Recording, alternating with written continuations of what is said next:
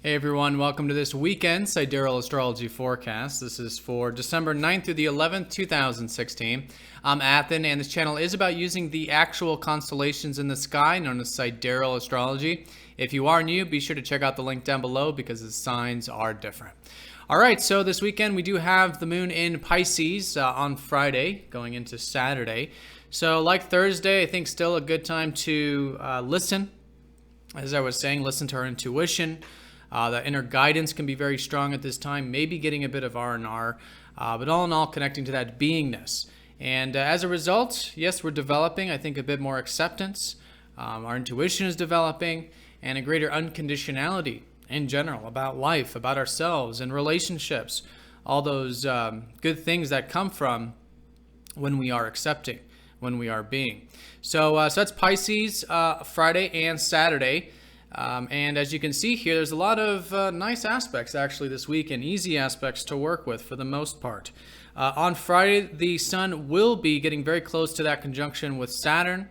They're going to conjoin on Saturday, and that's a sextile up to Jupiter, since Saturn and Jupiter have been in that easy sextile.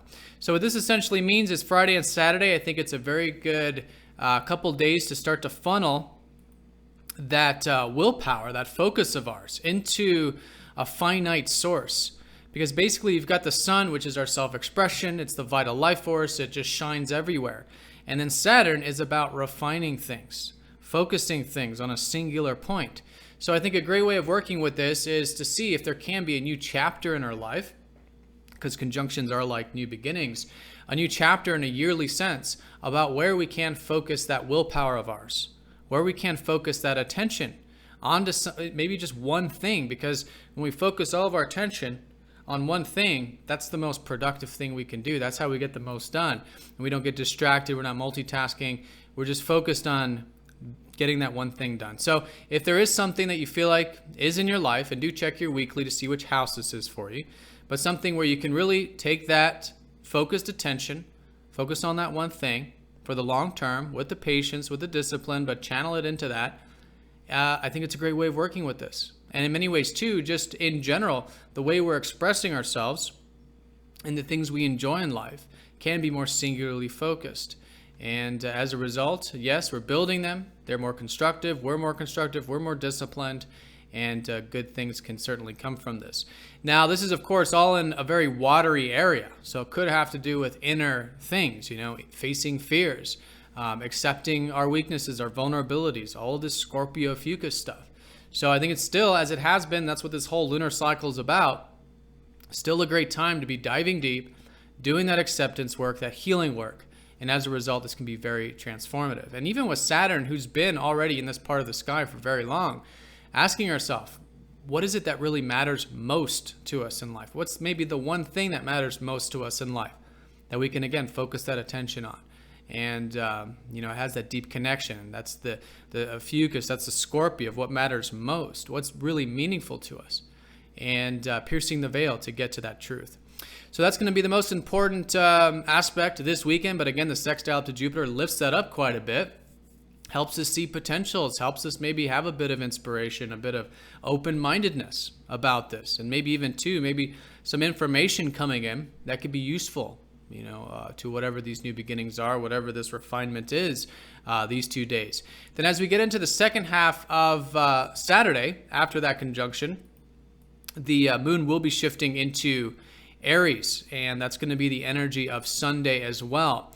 So a bit of that more active energy. I think, usually the shift between Pisces and Aries is very obvious. We come from a time of very watery, receptive, intuitive time, and then shift into a much more active, independent, direct time.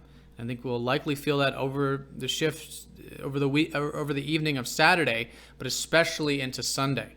Okay, so definitely that shift this weekend. Very good for active things, very good for that independence, very good for directness, personal needs, but of course finding the middle path with that, the balanced approach to that.